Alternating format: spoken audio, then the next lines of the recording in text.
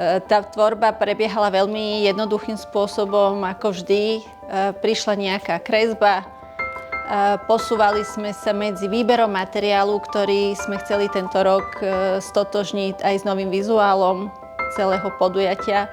Takže sme vyberali nové materiály, ktoré by nám tam zapasovali. Vážne chceme, že každá tá jedna trofej bude v inej farebnosti a každé to jedno dielo bude originálom tým pádom. Áno, zachováme, dodržíme zlatý kvet, platinový kvet.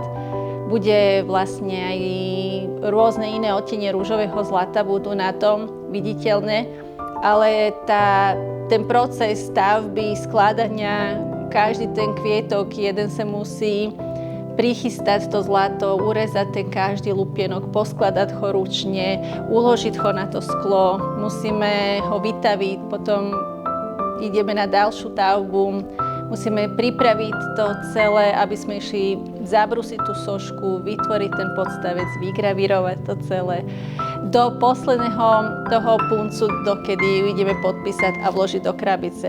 Je to tak dosť, by som povedala, mám čo robiť ešte do januára. Určite máme kolekciu diel, budeme ich mať asi 10 a ja budem tvoriť diela takým spôsobom, že ho vytvorím a musím byť stotožnená, spokojná s tým dielom, aby som ho mohla dať do tej krabice podpísať. To znamená, nie všetky možno prejdú tým posledným tým lukom a že by sme to všetko odsúhlasili na prvú, asi to tak nepôjde.